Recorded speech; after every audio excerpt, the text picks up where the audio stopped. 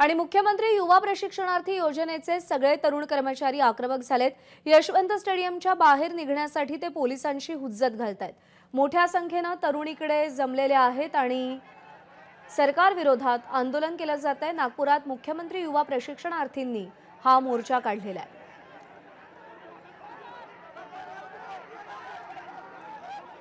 रजत वशिष्ठ आपले प्रतिनिधी आपल्याला अधिक अपडेट देतील। रजत, काय प्रमुख मागण्या आणि परिस्थिती नेमकी काय आहे तिथे?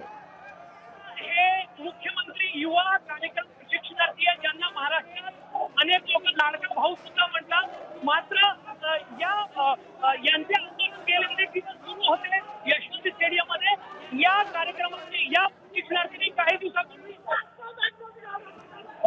या लोकांनी नागपुरात 3 दिवसापूर्वी एक चॉकलेट मोर्चा काढला होता। अधिवेशन काळामध्ये प्रत्येक संघटनेला मोर्चाची परवानगी दिली जाते। यांना या संघटनेला जो परवानगी मिळाली होती त्या अंतर्गत त्यांनी मोर्चा काढलेला आहे।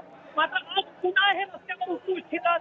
हा परवानगी आजची मोर्चाची नाहीये आणि तुम्ही पुन्हा आंदोलन रस्त्यावर जाऊन करू शकत नाही। वाटत यशवंत स्टेडियमच्या आत आंदोलन करता येईल असं पोलिसांचं आणि प्रशासनाचं म्हणणं आहे। मात्र कार्यकर्ते जे आहेत ते आक्रमक झालेले आहेत आणि ते बाहेर रस्त्यावर जाऊ इच्छितात आणि त्या कायदा सुव्यवस्था थांबवण्याच्या दृष्टिकोनातून पोलीस त्यांना बाहेर जाऊ देत नाही। पोलिसांची मोठी तुकडी इकडे तैनात करण्यात आलेली आहे। या सगळ्या विद्यार्थ्यांचं युवा प्रशिक्षणार्थींचं नेमकं म्हणणं काय आणि परिस्थिती एवढी हाताबाहेर का गेली आहे? प्रज्ञा, तुम्हाला आठवत असेल विधानसभा निवडणुकीच्या पूर्वी एकनाथ शिंदे मुख्यमंत्री असताना ही युवा प्रशिक्षणार्थी योजना जी आहे ती विविध विभागांमध्ये लागू करण्यात आली होती आणि 10,000 रुपयाचा स्टायपेंड देण्यात येईल अशा पद्धतीत करण्यात आलेला होता। मात्र निवडणूक संपल्यानंतर यांना ते 10,000 रुपयाचा स्टायपेंड मिळत नाहीये आणि त्यामुळे हे जे आंदोलक आहेत ते नागपुरात गेले अनेक दिवसापासून आंदोलन करत आहे आणि त्याच अनुषंगाने एकदा मोर्चा त्यांनी काढलेला आहे।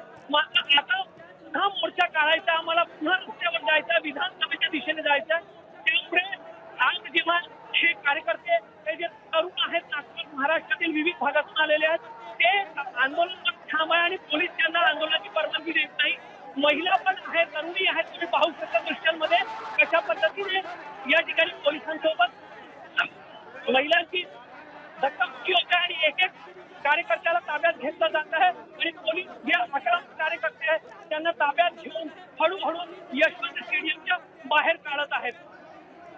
मोर्चाला परवानगी देण्यात आलेली नाहीये। या आधी जो मोर्चा काढला गेला होता त्याची सरकारने काही दखल घेतली का? यांच्या मागण्यांचा विचार झाला का? नक्कीच आज काही आमदार जे आहेत ते या ठिकाणी आले होते आणि उद्या या विषयावर मुख्यमंत्री युवा प्रशिक्षणार्थी जी योजना आहे त्याबद्दल एक लक्षवेधी जी आहे ती आम्ही मांडतोय अशा पद्धतीचं एक आश्वासन काही आमदारांनी इथे येऊन दिलं। मात्र जे कार्यकर्ते आहेत या युवा प्रशिक्षणार्थी म्हणून ज्या या योजनेमध्ये लागले होते त्यांना सरकारच्या आमदारांचा तो आश्वासन मान्य नाही आणि त्यामुळे अशा पद्धतीने तुम्ही पाहू शकता ते विविध भागातून आलेले मुली आहेत, मुलं आहेत, त्यांना जे आहेत अरेस्ट केलं जात आहे आणि ताब्यात घेतलं जात आहे आणि हे जे मुली आहेत ते कुठून आला ताई, कुठून आला तुम्ही? सध्या हे सर्व मुली जे आहेत ते प्रचंड घाबरलेले आहेत कारण त्यांना हे अंदाज नव्हता की या आंदोलनामध्ये आल्यानंतर परिस्थिती अशी चिघळेल आणि आता कुठेतरी जो चित्र मी पाहतोय आंदोलनाचे नेते जे आहेत ते कुठेतरी बाजूला आहेत आणि सामान्य तरुण तरुणी जे आहेत ते पोलिसांच्या ताब्यात घेतले जात आहेत आणि ते प्रचंड सध्या घाबरलेले आहेत, भेदरलेले आहेत। अजूनही पोलीस जे आहेत या ठिकाणी येऊन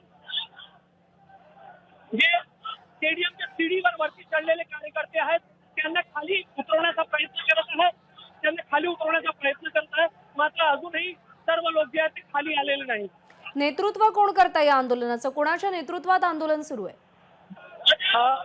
बालाजी पाटील चाकूरकर नावाचे एक या संघटनेचे नेतृत्व करणारे नेते आहेत आणि त्यांच्या नेतृत्वामध्ये गेले काही दिवस राज्यभर हा आंदोलन सुरू आहे। समोर दृश्यांमध्ये तुम्ही पाहू शकता पांढऱ्या रंगाचा कुर्ता पायजामा घालून ते उभे आहेत आणि सध्या ते कार्यकर्त्यांना शांत ठेवण्याचा प्रयत्न करतात।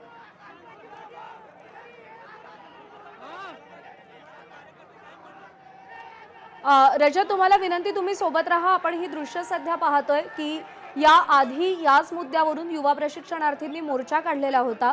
ज्यावेळी एकनाथ शिंदे मुख्यमंत्री होते त्यावेळी या युवा प्रशिक्षणार्थींसाठी 10,000 रुपयांचा स्टायपेंड मंजूर करण्यात आलेला होता, पण तो निधी मिळत नसल्यामुळे हे सगळे युवा प्रशिक्षणार्थी प्रचंड आक्रमक झालेले आहेत. पुन्हा एकदा जाऊयात, रजत वशिष्ठ आपल्यासोबत आहे. रजत, सध्या नेमकं काय घडतंय? प्रज्ञा, आता पोलीस जे आहेत ते पुढे सरसावले आहे आणि जे नेतृत्व करणारे आहेत त्यांना ताब्यात घेतलं जात आहे. तुम्ही बघा दृश्यांमध्ये बालाजी पाटील चाकूरकर जे आहेत त्यांना ताब्यात घेतलं जात आहे आणि आता ही परिस्थिती जी आहे ती इथे हाताबाहेर जात आहे.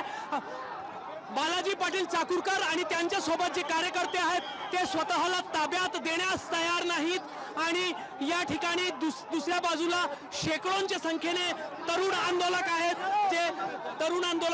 ते आक्रमक आहे आणि पोलीस आणि SRPF जी आहे परिस्थितीला बळजबरीने हाताळण्यासाठी हे सरकार मुजोरपणा करतंय आमच्यावर. बालाजी पाटील यांनाही पोलिसांनी ताब्यात घेतला आहे आणि त्यांना स्टेडियमच्या बाहेर नेलं जात आहे. पोलिसांच्या गाडीमध्ये बसून त्यांना बाहेर नेलं जात आहे. त्यामुळे आंदोलनाचे जे नेतृत्व करणारे आहेत त्यांना पोलिसांनी ताब्यात घेतलं आहे.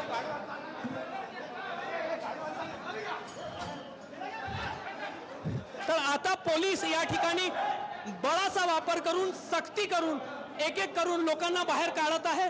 मात्र अजूनही स्टेडियमच्या आतमध्ये आक्रमक स्वरूपामध्ये अनेक तरुण जे आहेत या योजनेमध्ये ज्यांनी स्वप्न पाहिले होते की त्यांना सरकारी नोकरी मिळेल ते सर्व अजूनही थांबून आहे. बरोबर आहे रजत, आपण दृश्य पाहतोय जे या सगळ्या आंदोलनाचं नेतृत्व करत होते त्या बालाजी पाटील चाकूरकरांना पोलिसांनी ताब्यात घेतलंय. हे सरकार मुजोर आहे अशी टीका त्यांनी सरकारवरती केलेली आहे. आता नेतृत्वाला ताब्यात घेतल्यानंतर या आंदोलनाचं पुढचं स्वरूप काय राहतं हे पाहणं महत्त्वाचं आहे.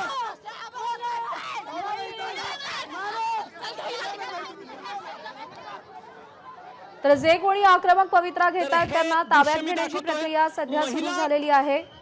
ही दृश्य सध्या आपण पाहतोय. SRPF असेल, पोलीस असेल, हे सगळ्या तुकड्या इकडे तैनात करण्यात आहेत. रजत,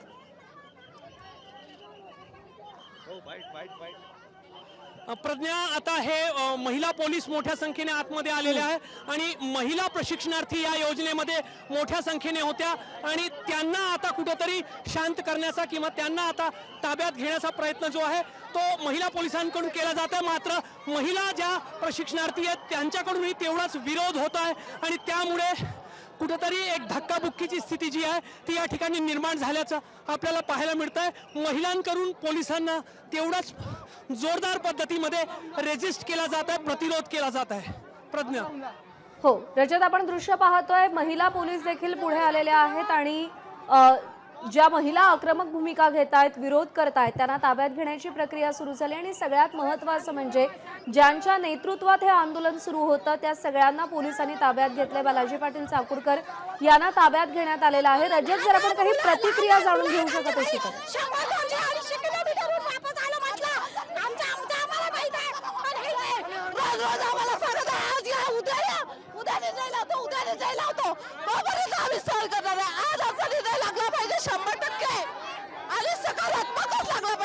नागपुरातून जाणार नाही.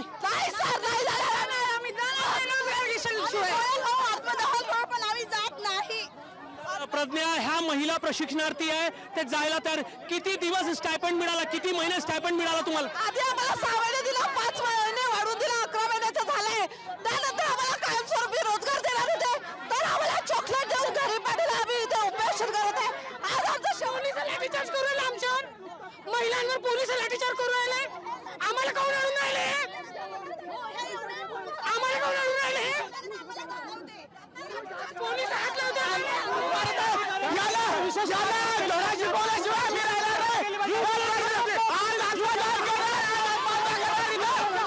प्रज्ञा, अशा पद्धतीने आक्रमक भावना आहे.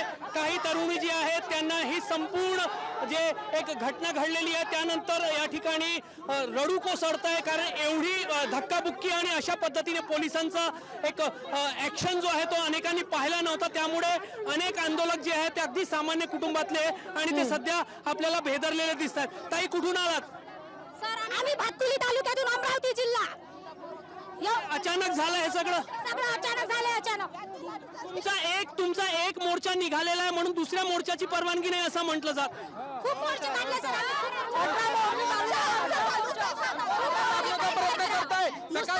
आम्हाला 3 वेळा चॉकलेट दिली की 1 वाजता परवानगी भेटेल, 2 वाजता भेटेल, आणि आता आमच्या लोकनेते बालाजी पाटील चाळकूरकर ज्यांनी आमच्या नेतृत्व करायले त्यांना उचलून घेऊन गेलेले ते पोलीस प्रशासनवाले.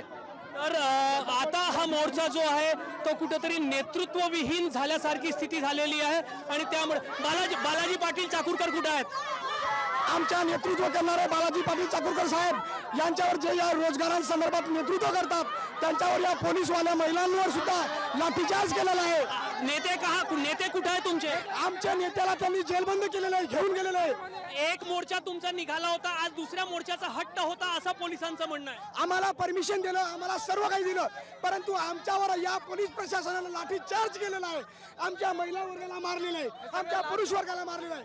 हे आमचे लाडके भाऊ आणि लाडक्या बहिणीला यांनी जर लाठीचार्ज केला तर जालन्यासारखं मनोज जरांगेसारखं इथं सुद्धा झाल्याशिवाय राहणार नाही. नागपूर सोडणार नाही. आम्ही नागपूर बिलकुल सोडणार नाही. जोपर्यंत न्याय मिळणार नाही तर अशा पद्धतीने प्रज्ञा तीव्र भावना आहेत आणि यांना असं वाटतंय की दुसऱ्या मोर्चाची परवानगी जेव्हा पोलिसांनी दिली होती तेव्हा आम्हाला स्टेडियमच्या बाहेर का जाऊ देण्यात आलेला नाही. पुन्हा पोलिसांनी काही जणांना ताब्यात घेणं सुरू केलं आहे आणि जे काहीसे आक्रमक आहेत त्यांना एक एक करून ताब्यात घेऊन स्टेडियमच्या बाहेर पाठवलं जात आहे आणि स्टेडियमच्या आतमध्ये परिस्थिती शांत करण्याचा प्रयत्न पोलीस आणि SRPF द्वारे केलं जात आहे.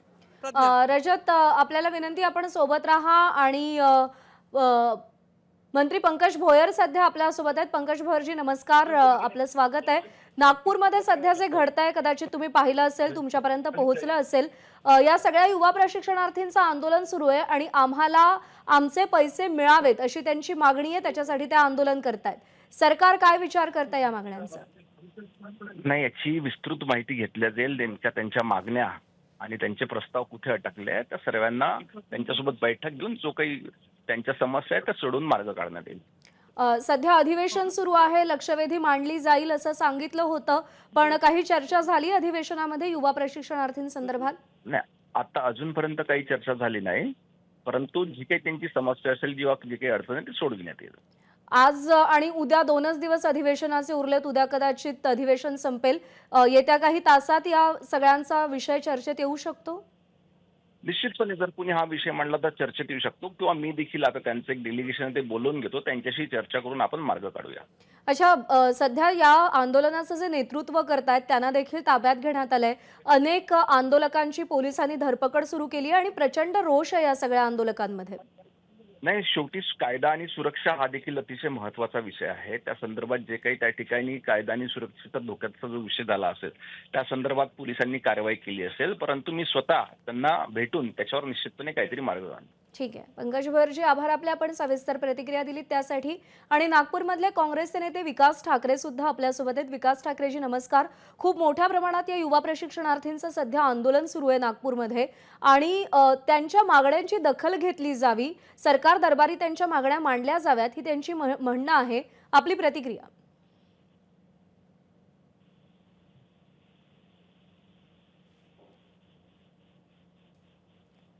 विकास ठाकरेजी, आवाज पोहोचतोय माझा आपल्यापर्यंत?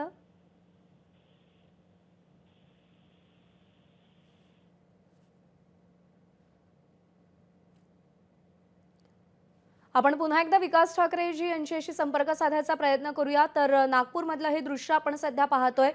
महिला पोलीस कर्मचारी या सगळ्या आंदोलकांशी संवाद साधून त्यांना शांत करण्याचा प्रयत्न करतात.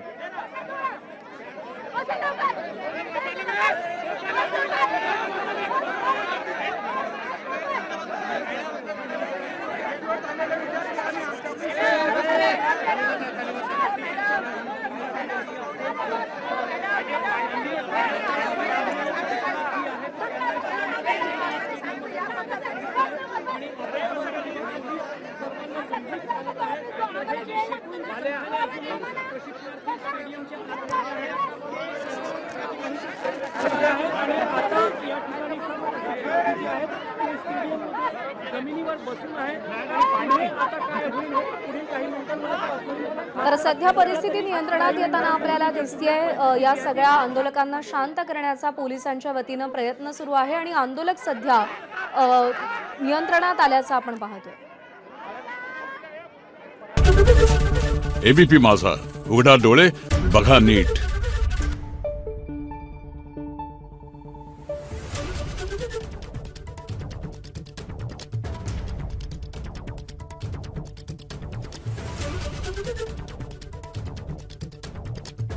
Thank you.